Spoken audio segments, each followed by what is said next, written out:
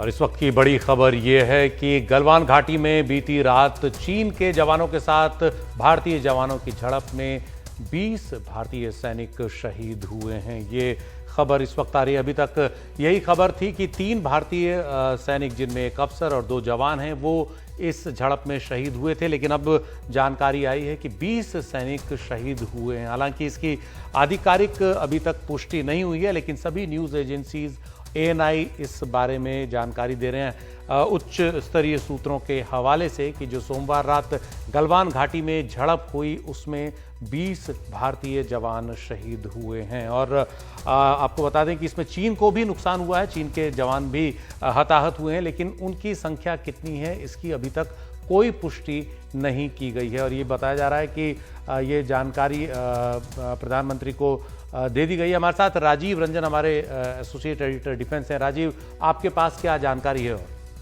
देखिए, अभी तक आधिकारिक तौर पर सेना की ओर से कुछ नहीं बताया गया है इस बारे में। बस इतना ही कहा गया है कि एक अफसर सहित 2 जवानों की वहां मौत हुई है, शहीद हुए हैं, जो चीन के साथ जो हिंसक झड़प हुई थी।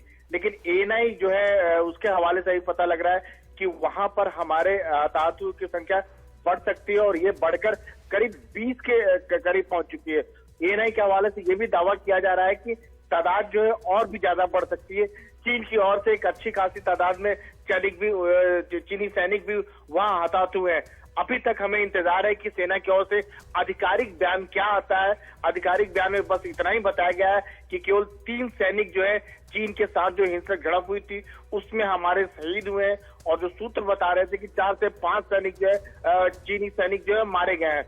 तो थोड़ा सा भी जो है आधिकारिक तौर पर आ जाएगा, लेकिन जो ANI के हवाले से जो दावा किया जा रहा है कि 20 जो हमारे सैनिक जो है वहां कम से कम शहीद हुए और ये तादाद और ज्यादा बढ़ सकती है, यानी हालात और ज्यादा गंभीर है जिस तरह की हिंसक झड़प की खबर आ रही है। जी राजीव, और दूसरी खास बात यह है कि फायरिंग इसमें नहीं हुई है। जो अभी तक की जानकारी मिली है कि फायर आर्म्स का इस्तेमाल नहीं हुआ है, राइफल वगैरह का इस्तेमाल नहीं हुआ है। ये 1-to-1 फाइट थी, ये सीधे हाथापाई थी जिसको कह सकते हैं झड़प में। और इसमें रॉड्स का इस्तेमाल हुआ, पत्थरों का इस्तेमाल हुआ, क्योंकि जो दोनों देशों के बीच तय नियम है उसके हिसाब से फायरिंग नहीं हो सकती, क्योंकि तब चीज़ें और ज़्यादा काबू से बाहर होने की आशंका बनी रहती है। लेकिन ये कितनी बड़ी झड़प हुई होगी, इसी से अंदाज़ा लग रहा है इस बात का कि 20 भारतीय सैनिक इसमें शहीद हुए हैं। चीन को भी इसमें काफ़ी नुकसान हुआ है।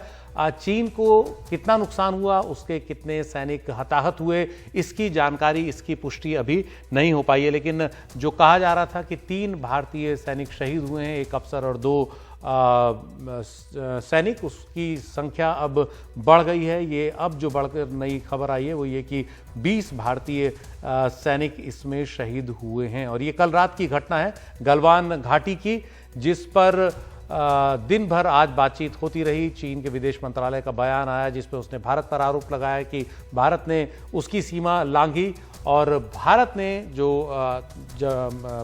बयान जारी किया उसमें यह कहा गया कि चीन ने आपसी सहमति की जो बात हुई थी दोनों देशों के सैन्य कमांडर्स के बीच में 6 जून को, उसका उल्लंघन किया है और चीन इस हरकत पर उतर आया है। उसने हिंसा शुरू की और यह हिंसा उस वक्त हुई जब गलवान घाटी में दोनों ही पक्ष डिसएंगेजमेंट कर रहे थे, यानी कि तय समझौते के मुताबिक पीछे हट रहे थे। जो असली तनाव था वो डोकलाम, पेंगोंग सो लेक के पास फिंगर 4 और फिंगर 8 के बीच में था।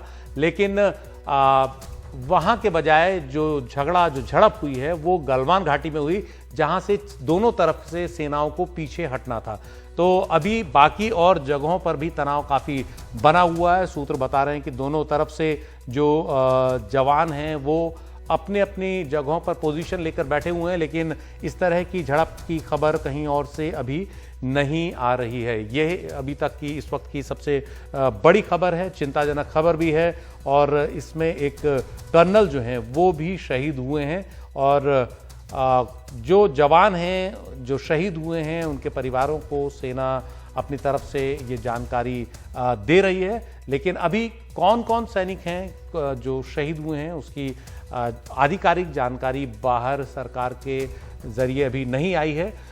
इस बीच ये एक बड़ी चिंता की बात है कि चीन के साथ ये तनाव काफ़ी ज़्यादा बढ़ गया है और 1967 के बाद से ऐसी स्थिति कभी नहीं आई थी और ये उससे भी आगे की स्थिति है 20 सैनिकों के शहीद होने की। और चीन की तरफ से जो जानकारी मिलेगी वहाँ कितने हताहत हुए तब ज़्यादा बात समझ में आएगी कि ये कितनी बड़ी झड़प थी दोनों ही पक्षों के बीच में। लेकिन ये झड़प अपने आप में कई सवाल खड़े करती है और कई आने वाले दिनों के तनाव का भी काफ़ी संकेत देती है कि दोनों देशों के बीच आने वाले दिनों में अभी तनाव और काफ़ी बढ़ सकता है।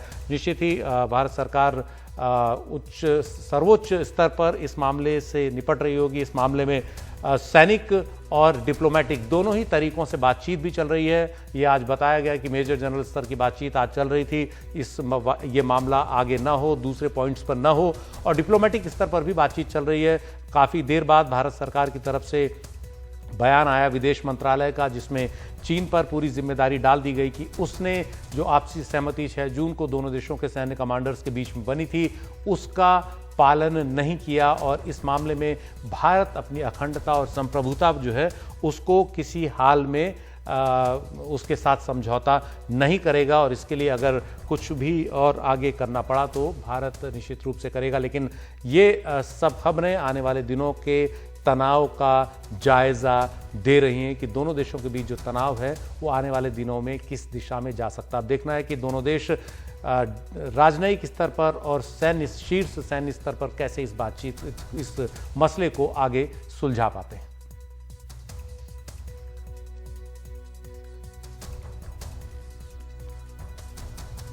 तो ये बड़ी खबर है। हमारे साथ हमारे सहयोगी राजीव रंजन हैं इस वक्त। राजीव, ये जो 20 भारतीय सैनिकों के शहीद होने की खबर है ये काफ़ी देर बाद, काफ़ी क्षण कर आई है। अभी हमको ये नहीं पता कि कितने वहां पर घायल भी हो सकते हैं।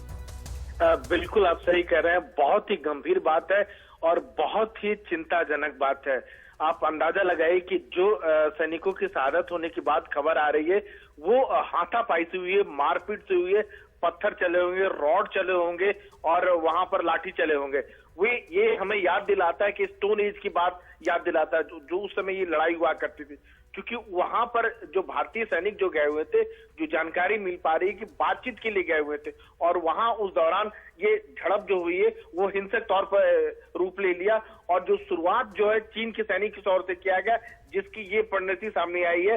जो एएनआई के हवाले से जो कहा यह जा रहा है कि हमारे 20 सैनिक जो है शहीद हो गए हैं और पहले सेना की ओर से ये कहा गया था कि एक अफसर जो है और 2 जवान शहीद हुए हैं।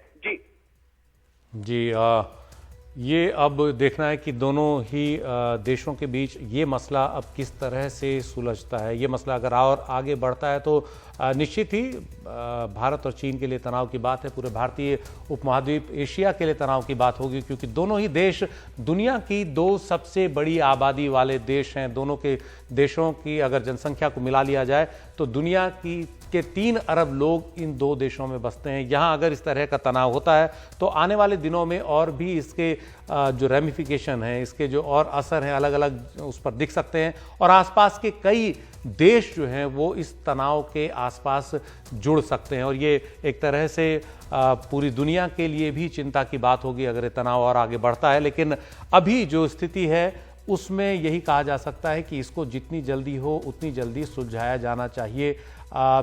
सोर्सेस से जानकारियां अलग अलग आ रही हैं। चीन के भी काफ़ी सैनिक मारे गए हैं। अब उनकी संख्या हो सकता है कुछ देर में आ जाए, जो खबर हमको मिल रही है। अभी कुछ देर बाद जब संख्या उसकी आएगी तो हम आपको बताएंगे।